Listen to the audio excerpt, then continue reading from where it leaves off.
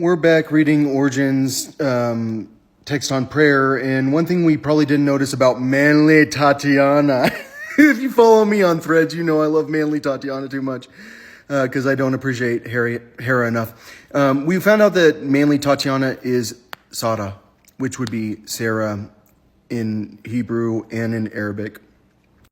But this first section, I decided, is written by Origen. Like, a lot of it is not, but like, it's not. Like, you're about to catch him real quick. Watch. Now my most religious and industrious Ambrose, and my most honest and manly Tatiana, from whom I vow womanish things have vanished, just as they did from Sarah. Oh, we have to keep this because they did. I know, they did. He knows the philosophy. We made sure he did. He knows they did.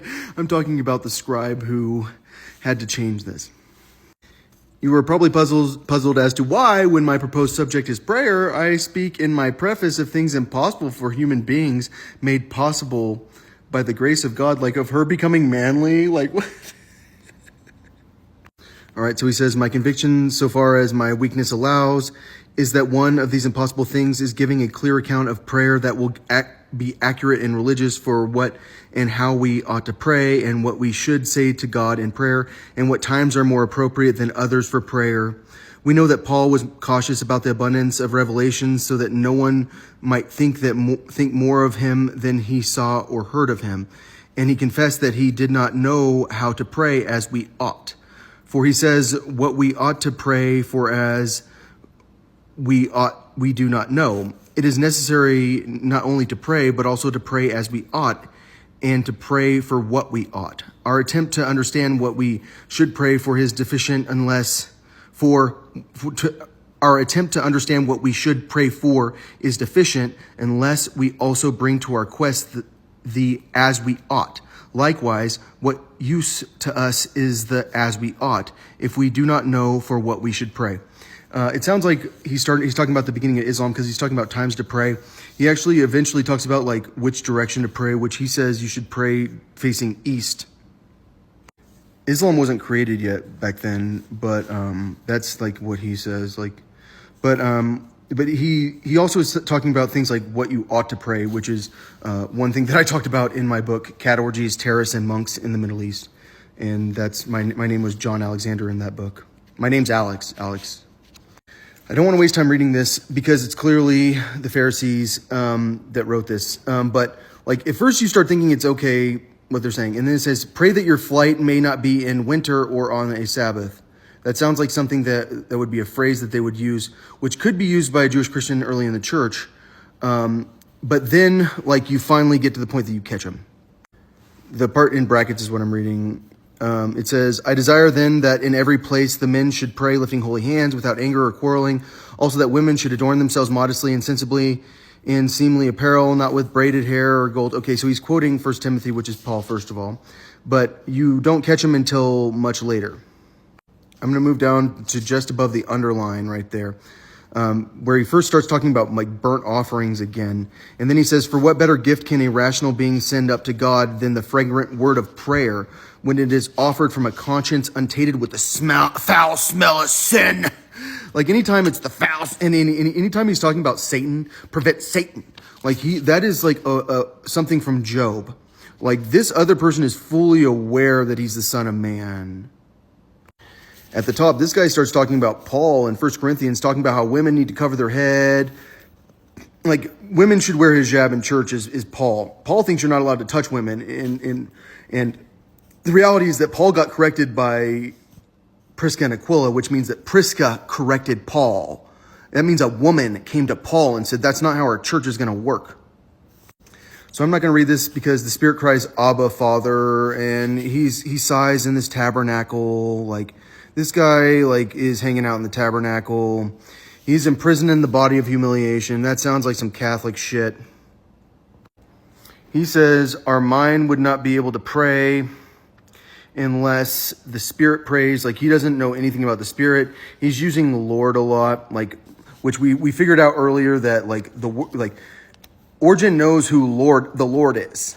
The Lord is the Lord of the land. Like everybody that speaks Latin has figured out that a Lord is a person that's in charge of this area. So Jesus was the Lord of Nazareth.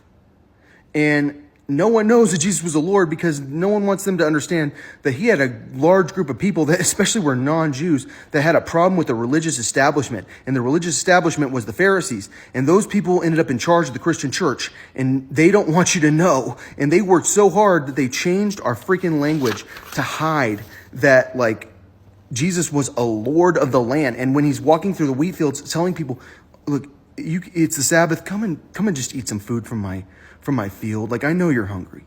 And like, that's what he was saying. And that's the most beautiful, like, tell me that. He's not giving people other people's food. He's giving people his own food.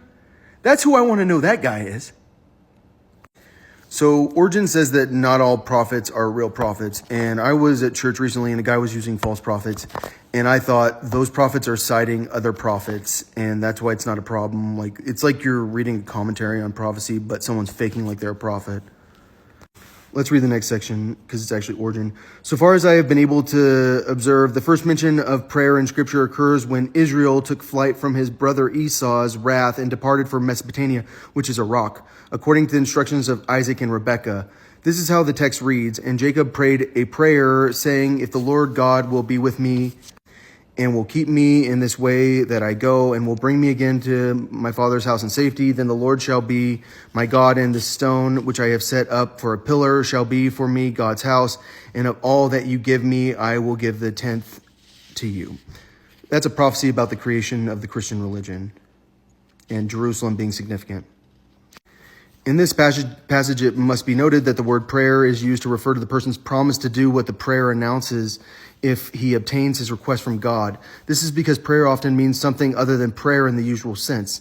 Nevertheless, the word also occurs in contexts that accord with our customary usage. For example, in Exodus, we find it used this way after the plague of frogs, which is the second of the 10 plagues. Then Pharaoh ordered Moses and Aaron to pray to the Lord for him so that he might take away from him and his people the frogs that covered everything. The text reads that this way.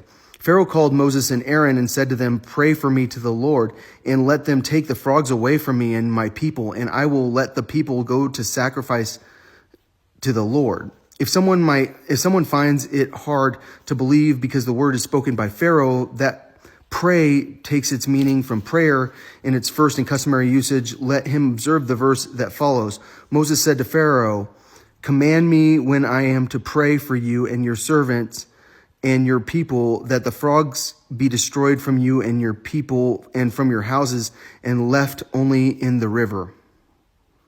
Let's keep going. As I have observed that in the third plague, that of the gnats, Pharaoh does not ask for a prayer, nor does Moses pray. In the fourth plague, that of the flies, he says, pray for me to the Lord. And then Moses said, I will go out from you and I will pray to God, and the swarm of flies will depart from Pharaoh and his servants and his people tomorrow. And a little further on it says, and Moses went out from Pharaoh and prayed to God. And again, although in the fifth and sixth plagues, Pharaoh does not ask for a prayer, nor does Moses pray. In the seventh plague, Pharaoh sent and called Moses and Aaron and said to them, I have sinned this time. The Lord is in the right, and I and my people are in the wrong. Pray therefore to the Lord, and let the thunder of God and the hail of fire cease.